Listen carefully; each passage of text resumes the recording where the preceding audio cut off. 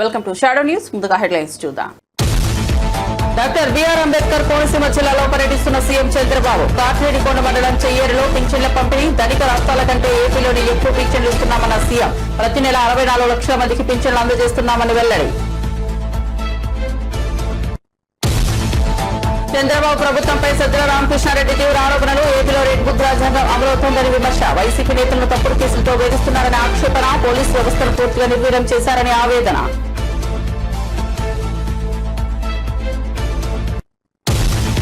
Indira park వద్ద నిరసనకు BRS MLC కవిత పిలుపు. మాజీ సీఎం కేసీఆర్ కు కాళేశ్వరం కమిషన్ నోటీసులు. నిరసన తెలుపుతూ ఎమ్మెల్సీ కవిత పిలుపు.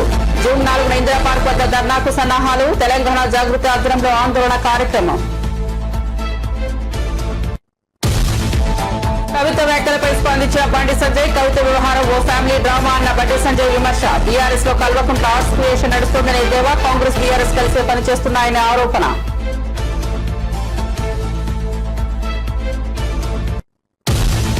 ఆపరేషన్ సింధూర్ ద్వారా ఉగ్రవాదులతో పాటు వారు భారీ మూల్యం చెల్లించుకుంటున్నారన్న నరేంద్ర మోదీ. పహల్గాం దాడికి ప్రతీకారంగా ఆపరేషన్ సింధూర్. ఉగ్రవాదులను పోషించే వారికి భారీ మూల్యం తప్పదని ప్రధాని హెచ్చరిక. రాణి అహలాబాయి 300వ జయంతి వేడుకల్లో ప్రధాని మోదీ ప్రసంగం. అఖిల్ వివాహం. సీఎం రేవంత్ కు ఆహ్వానం. ఉదయం సీఎం నివాసానికి వెళ్లిన నాగార్జున అమల దంపతులు. తన కుమారుడి పెళ్లికి రావాల్సిందిగా సీఎం రేవంత్ కు నాగార్జున ఆహ్వానం.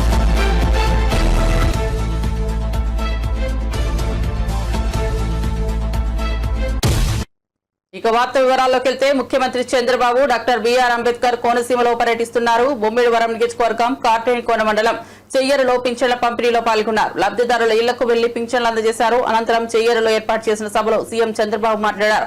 పింఛన్లు పెంచుతామని చెప్పి ఇచ్చిన మాట నిలబెట్టుకున్నామని చంద్రబాబు అన్నారు. ఇచ్చిన హామీ ప్రకారం పింఛన్లు 3,000 నుంచి 4,000కు పెంచామని తెలిపారు. కూటమి ప్రభుత్వం అధికారంలోకి వచ్చిన ఏడాది కాలంలోనే పింఛన్ల కోసం 34,000 కోట్లు ఖర్చు చేసినట్లు చెప్పారు. పేదలకు ఎప్పటికప్పుడు పింఛన్లు పెంచిన ఘనత టీడీపీకే దక్కుతుందని ముఖ్యమంత్రి అన్నారు. 3 నెలలకు ఒకసారి ఇచ్చే పింఛన్లలో అదనంగా 9,176 మందికి ఇచ్చామన్నారు. దేశంలోని మరే ఇతర రాష్ట్రంలో ఈ స్థాయిలో పింఛన్లు ఇవ్వడం లేదని తెలిపారు. ప్రజాప్రతినిధులు, ఎమ్మెల్యేలు, ఎంపీలు, అక్కడ స్థానిక సంస్థల్లో ఉండే నాయకులు అందరూ కూడా మీ దగ్గరకు వచ్చి మీకు ఆ పింఛనిచ్చే కార్యక్రమంలో భాగస్వాములైతే మీ కష్టాలు నేరుగా అర్థమవుతాయి. కష్టాలు తీర్చే మనస్తత్వం వస్తుంది. అందుకనే ఈరోజు రాష్ట్రం అంతా కూడా తెల్లవారితో నిద్ర లేస్తానే 6 గంటలకే మీ దర్శనం మా ఆఫీసర్లు, మా నాయకులు తీసుకున్నారంటే అదేని మేము చూపించే చొరవని మరొక్కసారి మీ అందరికి విజ్ఞప్తి చేస్తున్నా. భవిష్యత్తులో కూడా ఒకటే హామీ ఇస్తున్నాను. ఈరోజు కష్టపడుతున్నాం. మేము కష్టపడేది మీకోసం కష్టపడుతున్నాం. పేదవాళ్ళ కోసం కష్టపడుతున్నాం. ఈ పేదవాళ్ళకి గవర్నమెంట్ ఇచ్చే పింఛన్లు ఇస్తానే ఉంటాం. అవసరమైతే భగవంతుడు కనికరిస్తే పెంచుతాం. అదే సమయంలో ఇంకో పక్క చేప ఇవ్వడమే కాదు, చేపను పట్టుకునే విధానం నేర్పిస్తాం. మీ అందరికీ మీ ఆదాయాన్ని పెంచుతానని మరొక్కసారి హామీ ఇస్తున్నా.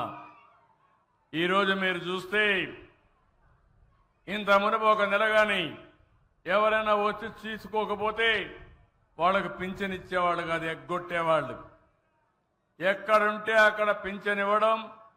రెండోది, ఒక నెల తీసుకోకపోతే 2వ నెల, 3 నెలలు, ఆ మారిగా 3 నెలల వరకు పింఛన్లు ఇచ్చే కార్యక్రమానికి శ్రీకారం చుట్టాం. ఇంకో పక్క మీరు చూస్తే ఎవరైనా ఆడబిడ్డలు, మీరంతా ఉన్నారు ఇక్కడ, భర్త చనిపోతే ఆటోమేటిక్గా భార్యకు పింఛనిచ్చే విధానానికి శ్రీకారం చుట్టాను. వీటన్నింటి వల్ల చాలా వరకు వెసులుబాటు వస్తూ ఉంది. 3 నెలలకు ఒకసారి ఇచ్చే పింఛన్లో అదనంగా 9,176 మందికి ఇచ్చాం. ఈ విధంగా మీరు చూస్తే దగ్గర 2 నెలల్లో ఇచ్చే వాళ్ళకి 1,12,22,975 మందికి ఇచ్చాం. అంటే ఇవన్నీ కూడా ఒక 150 కోట్లు, 200 కోట్లు ఎక్కువ అవుతుంది. 200 కోట్లు ఎక్కువైనా పర్వాలేదు. ఏ పేదవాడు ఈ రాష్ట్రంలో ఇబ్బంది పడకూడదు.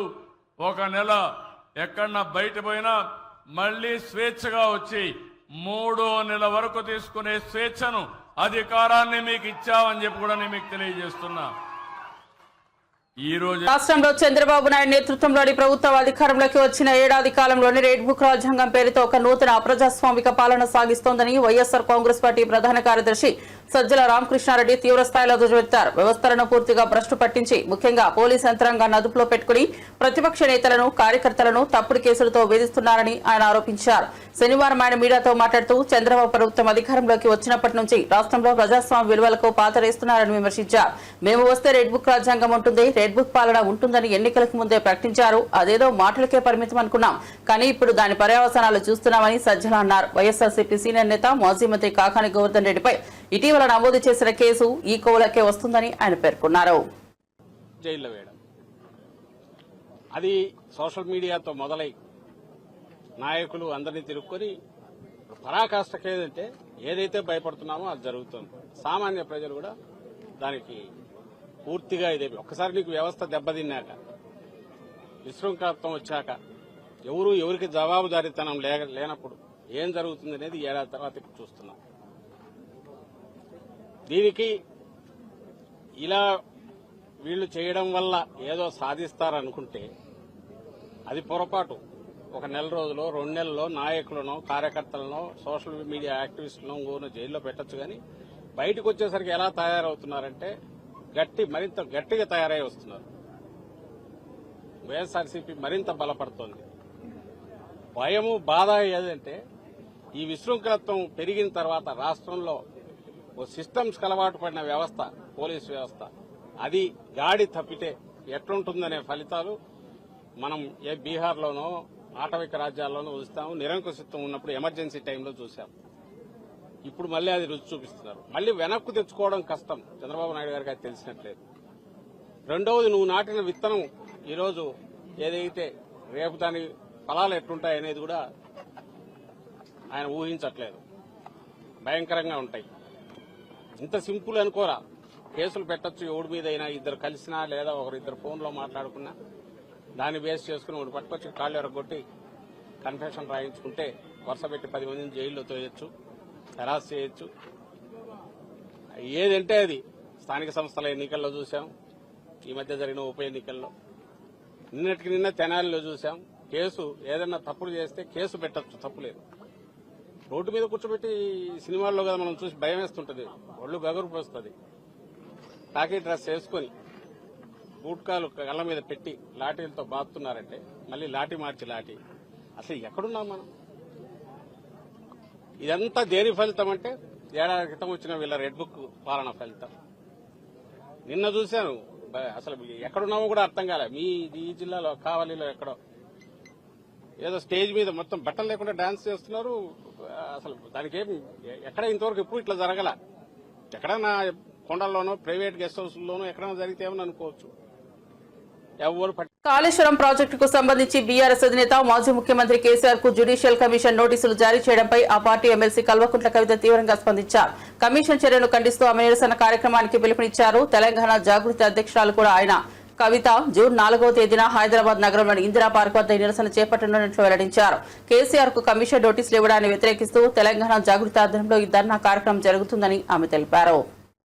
క్రిస్టియన్ విభాగాన్ని, మైనారిటీ సిక్ విభాగాన్ని కూడా ప్రారంభించి మైనారిటీ సమస్యలపైన పెద్ద ఎత్తున పోరాటం చేస్తామని కూడా ఈ సందర్భంగా తెలియజేస్తా ఉన్నాం. అట్లానే మన బంజారాల కోసం, ఆదివాసీల కోసం ఎస్టీ విభాగాన్ని ఏర్పాటు చేసుకుంటున్నాం. మేము గత 13 ఏళ్ల కింద తెలంగాణ జాగృతి నుంచి ఉద్యమించి పోరాటం చేస్తేనే ఇవాళ అసెంబ్లీలో అంబేద్కర్ బొమ్మ అక్కడ నిలబడి ఉన్నది. తెలంగాణ జాగృతికి దళిత బిడ్డలకు చాలా అవినాభావ సంబంధం ఉన్నది. అందుకే సపరేట్గా ఒక ఎస్సీ విభాగాన్ని కూడా ఏర్పాటు చేసి దళితులకు ఉండేటటువంటి సమస్యల మీద పోరాటం చేస్తామని ఈ సందర్భంగా నిర్ణయం తీసుకుంటా ఉన్నాం. అదేవిధంగా మరి అనేకమైన అంశాలు మేము పనిచేస్తూ వచ్చినాం, ఇక ముందు కూడా పనిచేస్తాం. మేము పనిచేస్తుంటే ఓర్వలేనటువంటి కొంతమంది మరి చాలా మాటలు మాట్లాడుతూ ఉన్నారు. వారందరి ఆశల్ని అడియాశలు చేస్తూ నేను ఇవాళ ఒక ప్రకటన చేస్తూ ఉన్నాను. కేసీఆర్ గారికి 2 కళ్ళలాగా ఒక కన్ను బీఆర్ఎస్ అయితే ఇంకో కన్ను జాగృతి అయి నిలబడుతుందని చెప్పి ఈ సందర్భంగా మేము తెలియజేస్తూ ఉన్నాం. కేసీఆర్ గారి మీద కేసీఆర్ గారి మీద ఈగ వాలితే కూడా ఊరుకోము. రేవంత్ రెడ్డి గారు ఆనాడే మీరు గన్ను పట్టుకొని ఉద్యమకారుల మీదకి పోతే మిమ్మల్ని చుక్కలు చూపించినాం. భయపడి తెలంగాణలో తిరగలేక మీరు గన్ను పట్టుకొని ఆనాడు తిరిగిండ్రు. ఇదే బీజేపీ నాయకులు తెలంగాణ రాష్ట్ర సాధనలో వెనుక ఉంటే ఆనాడు ఎండల లక్ష్మీనారాయణ లాంటి వాళ్ళు ఒకరో ఇద్దరో ముందుకొచ్చి రాజీనామా చేస్తే ఇదే తెలంగాణ జాగృతి గల్లీ గల్లీ తిరిగి నిజామాబాద్లో తెలంగాణ వాదాన్ని నిలబెట్టుకున్న విషయాన్ని కూడా గుర్తు చేస్తున్నాం. ఇవాళ అంశాలన్నీ మర్చి బీజేపీ వాళ్ళు తెలంగాణ కోసం ఒక్క మాట కూడా మాట్లాడకుండా 8 మంది ఎంపీలను గెలిపించిన నీళ్లు మనవి తరలించకపోతుంటే మాట్లాడకుండా ₹1 నిధులు కూడా కేంద్ర బడ్జెట్ నుంచి మాకు ఇవ్వకుండా మీరు చేస్తూ ఉన్నారు. ఖచ్చితంగా బీజేపీ వాళ్ళు ఒకవేళ బీసీ బిల్లు మీద మీరు ముందడుగేయపోయినా గోదావరి జలాలలో మన వాటాను కాపాడకపోయినా మళ్ళీ తెలంగాణ జాగృతి పవర్ ఏందో ఖచ్చితంగా చూపిస్తాం అని చెప్పి ఈ సందర్భంగా తెలియజేస్తూ మరి ఇన్ని రోజులు అనేకమైన అంశాల మీద పోరాటం చేసినటువంటి జాగృతి సంస్థ ఇంకా పెద్ద ఎత్తున విస్తరించుకొని తెలంగాణ ప్రజల దీవెనలతోని ముందుకు వెళ్తామని ఈ సందర్భంగా తెలియజేస్తూ మరి మేము కొత్త ఆఫీస్ ఇక్కడ ఏర్పాటు చేసుకున్న సందర్భంగా తెలంగాణ తల్లులందరి దీవెన కూడా మాకు ఉండాలని చెప్పి బీఆర్ఎస్ ఎమ్మెల్సీ కల్వకుంట్ల కవిత చుట్టూ జరుగుతున్న పరిణామాలు కేవలం కుటుంబ నాటకమని కేంద్ర సహాయ మంత్రి బండి సంజయ్ విమర్శించారు. తెలంగాణలో కల్వకుంట్ల ఆర్ట్స్ క్రియేషన్ పేరుతో ఒక నాటకం నడుస్తోందని ఎద్దేవా చేశారు. బీఆర్ఎస్ లో ప్రస్తుతం చార్పత్త ఆట సాగుతోందని, ఈ కల్వకుంట్ల సినిమాకు కాంగ్రెస్ పార్టీ ప్రొడక్షన్ బాధ్యతలు చూస్తోందని ఆయన ఆరోపించారు. ఈ సందర్భంగా బండి సంజయ్ మాట్లాడుతూ బీజేపీ బీఆర్ఎస్ ఎప్పటికీ ఒకటి కాలేవని అన్నారు. కవిత అరెస్ట్ కాకుండా ఉండేందుకు తమ పార్టీతో కలిసేందుకు బీఆర్ఎస్ నేతలు ప్రయత్నాలు చేశారు. అయితే అవినీతికి పాల్పడిన ఆ పార్టీతో తమ పార్టీ ఎట్టి పరిస్థితుల్లోనూ కలవదని స్పష్టం చేశారు. కాంగ్రెస్ బీఆర్ఎస్ పార్టీలు మాత్రమే గతంలోనూ ఇప్పుడు కూడా కలిసి పనిచేశాయని ఆయన పునరుద్ఘాటించారు. ఇప్పుడు కాంగ్రెస్ పార్టీ అంత పొలిటికల్ డ్రామా అంతా కాంగ్రెస్ పార్టీదే. ఆ కవితక్క విషయం కూడా కాంగ్రెస్ పార్టీదే.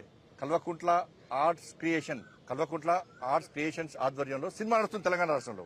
తీన్ పత్తా చూసారు చాలా మంది, తీన్ పత్తా పత్తల ఇప్పుడు చార్ పత్తా ఆట నడుస్తుంది తెలంగాణ రాష్ట్రంలో. కల్వకుంట్ల ఆర్ట్స్ క్రియేషన్ ఆధ్వర్యంలో చార్ పత్తా ఆట నడుస్తుంది.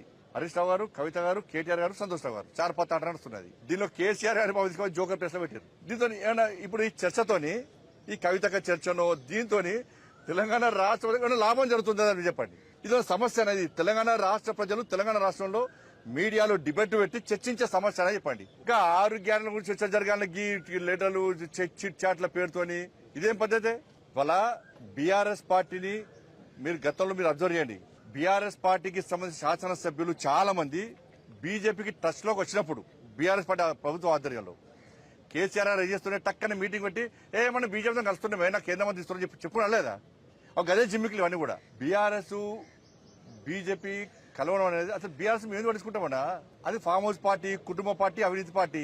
కవితక్కను అరెస్ట్ చేయకుండా ఉండాలన్న ఉద్దేశంతో బీఆర్ఎస్ బీజేపీతో కలవడానికి ప్రయత్నం చేసింది. కానీ మేము దరిదాపులో రానియాలి, మేము వాళ్ళని దరిదాపులో రానియాలి బీఆర్ఎస్ పార్టీని. ఈ అవినీతి పార్టీకి అవినీతి వ్యతిరేకం. మేము అవినీతి మచ్చలే కూడా దేశాన్ని పాలిస్తున్నాం. 15 రాష్ట్రాలు 16 రాష్ట్రాలు అవినీతి మచ్చలేని ప్రభుత్వాలను కొనసాగిస్తున్నాం. మేము దాని వ్యతిరేకం, మేము కుటుంబ పాలనకు వ్యతిరేకం. మేము ఈ దేశంలో కాంగ్రెస్ పార్టీ కుటుంబ పాలన వ్యతిరేకంగా ఫైట్ చేస్తున్నాం. కాబట్టి బీఆర్ఎస్ పార్టీని ఏ విధంగా మేము చేసుకుంటాం? కాబట్టి ఈ చార్ పత్తా ఆట గురించి చర్చించాల్సిన అవసరం లేదు. మళ్ళీ ప్రజలకు విజ్ఞప్తి చేస్తున్నా, గౌరవ మీడియా సోదరులకు విజ్ఞప్తి చేస్తున్నా, దయచేసి 6 గ్యారెంటీల గురించి చర్చ జరపండి. ఇది కాంగ్రెస్ ప్రొడక్షన్, దీనికి అంతా కూడా. దీని ప్రొడ్యూసర్ ఎవరంటే Congress party. Congress party producer, దీనికి డైరెక్షన్ కూడా కాంగ్రెస్ పార్టీదే. ప్రొడక్షన్ మాత్రం కల్వకుంట్ల ఆర్ట్స్ ప్రొడక్షన్. సెన్సార్ అది ఇక్కడ స్టేట్ చూస్తున్నారు. అది సెన్సార్ మార్క్ వస్తే కడిగేస్తాం. అందుకే కడిగేమంటాను నేను. అందుకే బంజారీ చార్ పత్తా దీంతో ప్రజలకు ఏం లాభం దీంతో అంటున్నాను నేను. అసలే కలుపుకోం. అరే అవినీతి పార్టీ, అది కుటుంబ పార్టీ, ఏ విధంగా కలుపుకుంటాం? ఆ చర్చనే లేదు.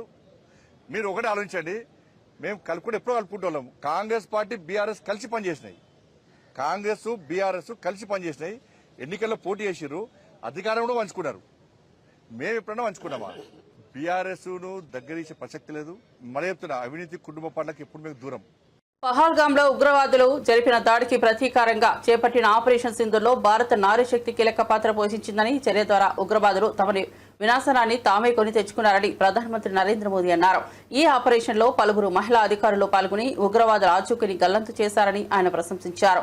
రాణి అహల్యాబాయి హెల్కర్ 300వ జయంతి సందర్భంగా భోపాల్లో నిర్వహించిన మహిళా సశక్తీకరణ్ మహాసమ్మేళనంలో ప్రధాని పాల్గొన్నారు. ఈ సందర్భంగా ఆయన మాట్లాడుతూ ఆపరేషన్ సింధు ద్వారా ఉగ్రవాదులే కాకుండా వారిని పోషించే వారు కూడా భారీ మూల్యం చెల్లించుకోవాల్సి వస్తుందని భారత్ ప్రపంచానికి స్పష్టం చేసిందని ప్రధాని పేర్కొన్నారు.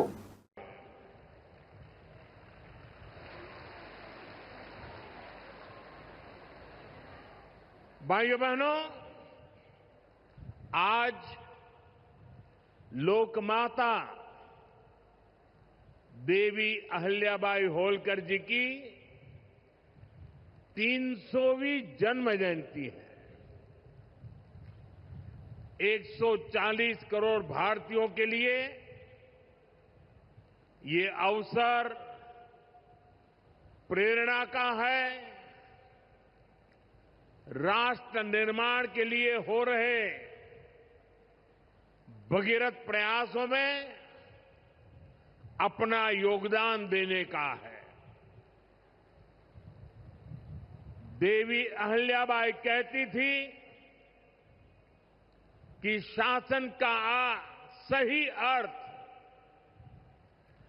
जनता की सेवा करना और उनके जीवन में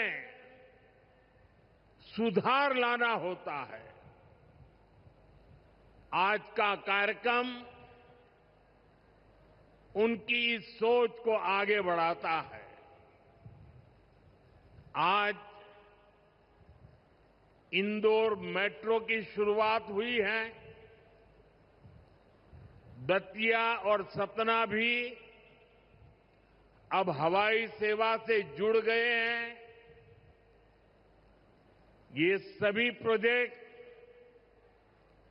मध्य प्रदेश में सुविधाएं बढ़ाएंगे, विकास को गति देंगे और रोजगार के अनेक नए अवसर बनाएंगे। मैं आज इस पवित्र दिवस पर विकास के इन सारे कामों के लिए आप सबको, पूरे मध्य प्रदेश को बहुत बहुत बधाई देता हूं। साथियों, लोक माता देवी अहिल्याबाई होलकर, ये नाम सुनते ही मन में श्रद्धा का भाव उमड़ पड़ता है। అక్కినేని ఇంట మరోసారి పెళ్లి బాజాలు మోగనున్నాయి. గతేడాది నాగార్జున పెద్ద కుమారుడు నాగార్జున శోభిత వివాహ బంధంలోకి అడుగుపెట్టిన విషయం తెలిసిందే. ఇప్పుడు ఆయన చిన్న కొడుకు అఖిల్ కూడా పెళ్లి చేసుకోబోతున్నారు. ప్రముఖ బిజినెస్ మ్యాన్ జుల్ఫీ లౌడ్ కుమార్తె జైనబ్ తో గతేడాది నవంబర్ 26న అఖిల్ నిశ్చితార్థం జరిగింది. జూన్ 6న అఖిల్ జైనబ్ పెళ్లి చేసుకోబోతున్నట్లు సమాచారం. దీంతో తన కుమారుడి వివాహానికి రావాల్సిందిగా సీఎం రేవంత్ రెడ్డిని నాగార్జున ఆహ్వానించారు. భార్య అమల వెంకులతో కలిసి జూబ్లీహిల్స్ లోని ముఖ్యమంత్రి నివాసంలో నాగార్జున ఆయన్ను కలిశారు. సినీ పరిశ్రమలో తాజాగా నెలకొన్న పరిణామాలపై సీనియర్ నటుడు నిర్మాత ఆర్ నారాయణమూర్తి మీడియా సమావేశం నిర్వహించారు. పర్సెంటేజీల విషయంలో ఈ మధ్య వివాదం నెలకొంది. హరహర వీరమల్లు కోసమే జూన్ 1 నుంచి థియేటర్లు బంద్ చేస్తున్నారనేది అబద్ధం. పర్సెంటేజీ ఖరారైతే నాలాంటి నిర్మాతలకు ఎంతో మేలు చేకూరుతుందని ఆయన అన్నారు. రకరకాల మారుతున్నప్పుడు ఈ తప్పకుండా తేలుతాం. ముందు పర్సెంట్ సిస్టమ్ పెట్టాలి, రెండో సిస్టమ్ ఉండకూడదు, లీజ్ సిస్టమ్ ఎత్తేయాలి అనే దాన్ని ముందు మీరు తీసుకురండి అని మేము విజ్ఞప్తి చేస్తే మా గురువు దాసనాడు దాన్ని యాక్సెప్ట్ చేశారు, ముందు తీసుకుని వెళ్ళారు. కానీ ఫలప్రదం కాల, ఇంప్లిమెంట్ కాల. ల్యాక్ ఆఫ్ ఇండస్ట్రీ పెద్ద చిరంజీవి గారి దగ్గరికి వెళ్ళాం, ఇది ఇష్యూ మీద రైట్ చేశాం, విజ్ఞప్తి చేశాం. టికెట్స్ రేస్ పెంచుద్దని చెప్పడం విషయంలో కానీ ఈ ఇష్యూలో కానీ ఆయన కృషి చేశాడు, మరీ ఫలప్రదం కాల. So this is a very big issue. Since 25 years this percentage system is going on, the issue is going on, not clearing. అది కావాలి. అలాంటిది ఇవాళ పర్సెంటేజ్ సిస్టమ్ కొలుక్కొచ్చే దశలో హరిహరి వీరమ్మలకి దీనికి ఒక లింకప్ పెట్టి ఏం సంబంధం అండి? ఏమీ సంబంధం లేదు. ఈ రకంగా దాన్ని చేస్తారని చెప్పి ఈ పర్సెంటేజ్ సిస్టమ్ అనే ఇష్యూని పక్క తోసేసేసి హరిహరి వీరమ్మని ఫోకస్ చేయడం అంటే ఎంత దూరం ఉండేది? అది కరెక్ట్ కాదండి. అందుకని నేను మనస్ఫూర్తిగా ఇది ఫీల్ అయ్యే నేను చెప్పడం కోసమే నేను విజ్ఞప్తి చెప్తూ పవన్ కళ్యాణ్ గారిని విజ్ఞప్తి చేస్తున్నా, నేను చంద్రబాబు నాయుడు గారిని విజ్ఞప్తి చేస్తున్నా, దుర్గేష్ గారిని విజ్ఞప్తి చేస్తున్నా. పవన్ కళ్యాణ్ గారు మాట చెప్పారు, ఇండస్ట్రీ వారు వచ్చి గవర్నమెంట్ ఏర్పడ్డ వెంటనే వచ్చి పలకరించవచ్చు కదా, మర్యాద పూర్వకంగా కలవచ్చు కదా అన్నారు. సభాష్, కలవాలి, రాజులు మీరు. కలుస్తాం. కానీ ఒక విజ్ఞప్తి చేస్తున్నాం. పూర్వకాలంలో రాజుల దగ్గరికి ఏదైనా ప్రజలకు సమస్య వచ్చినప్పుడు ధర్మగంట కొడితే లోపలికి వెళ్ళేవారు. దాని బిఫోరే రాజులే ప్రజల దగ్గరికి వెళ్ళేవాడు, రక్తబండ పెట్టేవారు. ఈ ప్రజలకు ఏ సమస్య రండి చెప్పండి అని అడిగేవాడైనా అక్కడక్కడిగా తీర్పులు చెప్పేవాడు, సాల్వ్ చేసేవాడు, ప్రజలకు మేలు చేసేవాడైనా. ఇదిగో మా ఊరికి చెరువు కావాలి, మా ఊరికి విద్య కావాలి, మా ఊరికి వైద్యం కావాలి, లైక్ దిస్. అలాగా మినిస్టర్లు కూడా అయిన వెంటనే ఇండస్ట్రీని పిలిచి రండి మీకేం సమస్యలు ఉన్నాయి, నేనేం చేయాలి, మేమేం చేయాలి అని చెప్తే మేము కూడా ఎంత ఆనందపడేవాళ్ళం అండి. మేము మీ బిడ్డలు అండి, చిల్డ్రన్ ఆఫ్ ది స్టేట్. మేము మీకు ఓట్లు వేసిన వాళ్ళమి, మిమ్మల్ని లెక్కించిన వాళ్ళమి, మీ బిడ్డలు మేము. You must be respect the people the same time you must respect the government. It's vice versa. So my humble request, దయించి ఈ పర్సెంటేజ్ సిస్టమ్ పక్కకి పెట్టేయకుండా, పర్సెంటేజ్ సిస్టమ్ అనేది మెయిన్ ఇష్యూ కాబట్టి. ఎందుకంటే ఆల్ మాల్స్ ఇవాళ ఆక్యుపై చేసి 50% దే ఆర్ టేకింగ్. కార్పొరేట్ సెటప్తో కూడుకుని ప్రైవేట్ సంస్థలు ఏమైతే ఉన్నాయో ఆ కార్పొరేట్స్ అందరూ కూడా they are getting 50%. But single థియేటర్కి ఏమైంది? సింగిల్ థియేటర్ అందరూ మనవాళ్ళు ఎక్కడవాళ్ళు, ఒక ఫ్యాషన్తో కట్టుకున్నవాళ్ళు, ఈ తల్లిని నమ్ముకున్నవాళ్ళు. సినిమా అంటేనే తల్లి తండ్రి నిర్మాత తీసేవాడు, చూసేవాడు, ప్రేక్షకుడు దేవుడు. ఇద్దరికి మధ్య సందర్భంగా చూపించే తల్లి సినిమా హాల్ ఓ దేవాలయం. ఆ దేవాలయాలు బాగుండాలి. ఇవాళ ఎన్ని దేవాలయాలు కలిగి. అనకాపల్లి జిల్లా పాయకరావుపేట నియోజకవర్గం ఉద్దండపురం గ్రామంలో హోంమంత్రి అనిత పింఛన్ల పంపిణీ కార్యక్రమం చేపట్టారు. మంత్రి స్వయంగా లబ్ధిదారుల ఇళ్లకు వెళ్లి అందజేశారు. గ్రామంలో పర్యటించి సమస్యలను అడిగి తెలుసుకున్నారు. ఈ సందర్భంగా ఓ లబ్ధిదారుని ఇంట్లో హోంమంత్రి తానే స్వయంగా టీ తయారు చేసి అందరికీ ఇచ్చారు. రేవంత్ రెడ్డిపై బీఆర్ఎస్ నేత ఆర్ఎస్ ప్రవీణ్ కుమార్ ఆగ్రహం వ్యక్తం చేశారు. 2 సంవత్సరాలుగా ఎస్సీ గురుకుల విద్యార్థుల సమస్యలను పట్టించుకోకుండా చిన్నచూపు చూపిస్తున్నారంటూ తీవ్ర విమర్శలు చేశారు. తల్లిదండ్రులు తమ పిల్లల సమస్యలు చెప్పేందుకు ఎస్సీ సంక్షేమ భవనానికి వెళ్తే పోలీసులతో తిప్పించేస్తున్నారని మండిపడ్డారు. విద్యార్థుల టాయిలెట్లు కడగడం తప్పేమిటంటూ ఎస్సీ గురుకులాల సొసైటీ సెక్రటరీ అలుగు వర్షిణి చేసిన వ్యాఖ్యలకు తీవ్రంగా స్పందించారు. మీ టాయిలెట్లు మీరే కడుక్కుంటున్నారా అని ప్రశ్నించారు. అలుగు వర్షిణి వ్యాఖ్యలకు దారితీసింది రేవంత్ రెడ్డి ఆదేశాలని ఆరోపించారు. ఎస్సీ వర్గాలపై వివక్షపూరితంగా వ్యవహరిస్తున్నారని నిలదీశారు. బీఆర్ఎస్ తరఫున ప్రజాస్వామ్యంలో ఇలాంటి వైఖరిని సహించబోమని హెచ్చరించారు. మంత్రి, నేను ఇలా రేవంత్ రెడ్డి గారిని సూటిగా ఒకటే ప్రశ్న అడుగుతున్నా. అయ్యా, మీ టాయిలెట్ మీరే కడుక్కుంటున్నారా? మీ ఇళ్లల్లో మీ టాయిలెట్ మీరే కడుక్కుంటున్నారా? మీ పిల్లలు పోయే బడులల్లో పిల్లలు వాళ్ళ టాయిలెట్లు వాళ్ళే కడుగుతా ఉన్నారా? మీ మంత్రులు వాళ్ళ టాయిలెట్లు వాళ్ళే కడుక్కుంటున్నారా? కడుక్కుంటే తప్పేందని మీ అధికారం అంటున్నారు. మరి కడుక్కోవాలి కదా. నేను మొన్న కూడా స్టేట్మెంట్ ఇచ్చిన, రేవంత్ రెడ్డి గారు మీరు ఆదేశాలు ఇచ్చినందుకే ఈ అధికారి చాలా నిర్భయంగా ఎస్సీ వర్గాల మీద వివక్ష చూపుతా ఉన్నది. ఎవరి టాయిలెట్లు కడుక్కోవడానికి వ్యతిరేకం కాదు రేవంత్ రెడ్డి గారు. ఈ దేశం పుట్టక ముందు నుంచి, ఈ మానవాళి ఉన్నప్పటి నుంచి పేద వర్గాలు వాళ్ళ టాయిలెట్లు వాళ్ళే కడుక్కుంటున్నారు. వాళ్ళ టాయిలెట్లే కాదు, సమాజం టాయిలెట్లు అంతా కూడా ఈ దేశంలో వాళ్ళే కడుగుతున్నారు. మీకు తెలియకపోతే తెలుసుకోండి చరిత్ర. ఇవాళ వాళ్ళు ఎన్ని రోజులు రా బాబు ఈ పని, ఎన్ని రోజులు రా ఈ పారిశుద్ధ కార్మికుల పని చేయాలి, ఎన్ని రోజులు ఈ బాంఛన బతుకు ఉండాలి, ఇప్పుడన్నా మాకు మరి విముక్తి రాదా అని చెప్పి ఆనాడు మరి గురుకులాలు పెడితే ఆ గురుకులాలను కేసీఆర్ గారు చరిత్రలో ఎన్నడూ లేని విధంగా 1000 గురుకులాలుగా మార్చి ఈ పేద వర్గాలు, ఎర్ర బస్సు ఎక్కలేని కుటుంబాలు ఎయిర్ బస్ ఎక్కాలి, ఏరోప్లేన్ ఎక్కాలి, విదేశాలకు పోవాలి, ఇంగ్లీషు చదువుకోవాలి. ఉన్నోళ్ళ పిల్లలే కాదు, పేదోళ్ళ పిల్లలు కూడా కంప్యూటర్ ఇంజనీర్లు కావాలి, డాక్టర్లు కావాలి,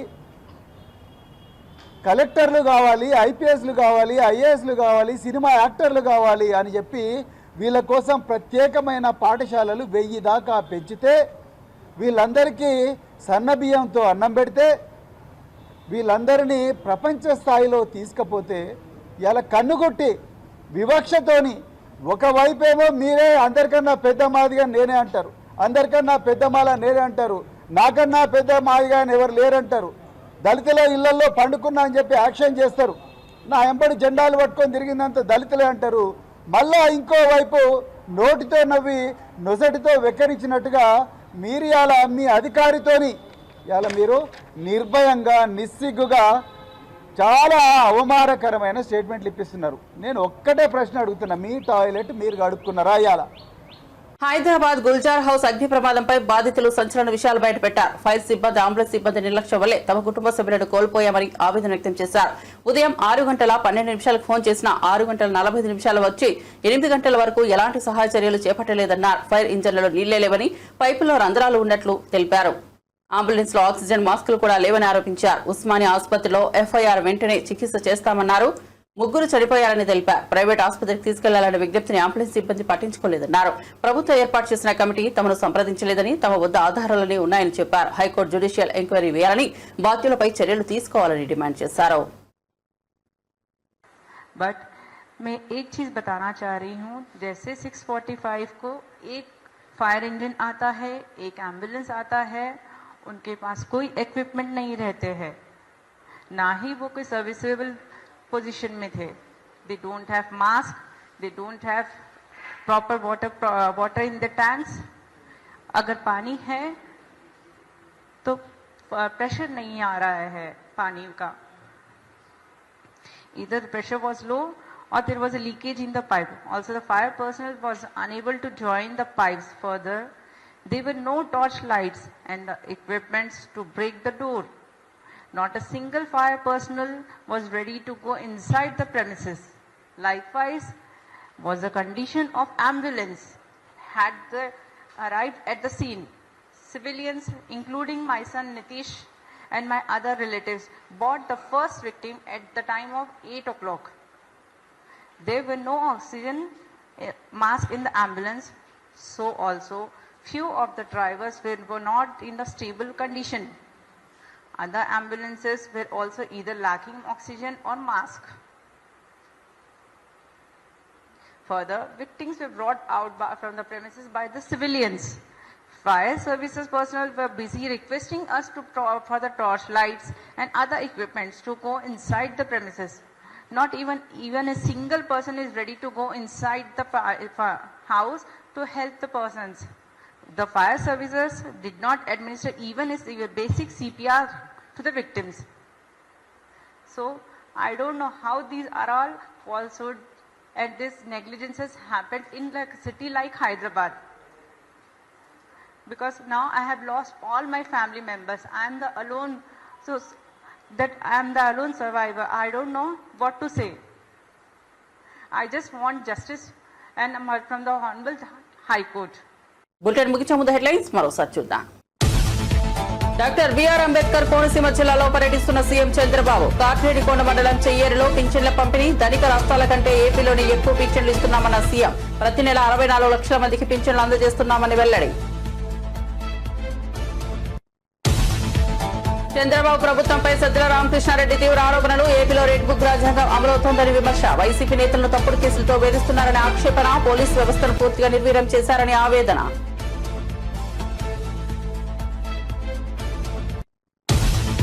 ఇందిరా పార్క్ వద్ద నిరసనకు బీఆర్ఎస్ ఎమ్మెల్సీ కవిత పిలుపు. మాజీ సీఎం కేసీఆర్ కు కాళేశ్వరం కమిషన్ నోటీసులు. నిరసన తెలుపుతూ ఎమ్మెల్సీ కవిత పిలుపు.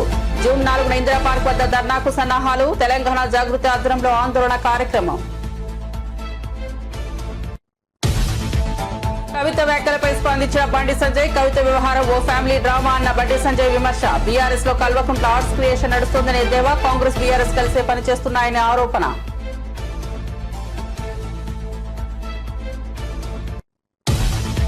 ఆపరేషన్ సింధు ద్వారా ఉగ్రవాదులతో పాటు వారు భారీ మూల్యం చెల్లించుకుంటున్నారన్న నరేంద్ర మోదీ. పహల్గాం దాడికి ప్రతీకారంగా ఆపరేషన్ సింధు. ఉగ్రవాదులను పోషించే వారికి భారీ మూల్యం తప్పదని ప్రధాని హెచ్చరిక. రాణి అహలాబాయి 300వ జయంతి వేడుకల్లో ప్రధాని మోదీ ప్రసంగం. అఖిల్ వివాహం. సీఎం రేవంత్ కు ఆహ్వానం. ఉదయం సీఎం నివాసానికి వెళ్లిన నాగార్జున అమల దంపతులు. తన కుమారుడి పెళ్లికి రావాల్సిందిగా సీఎం రేవంత్ కు నాగార్జున ఆహ్వానం.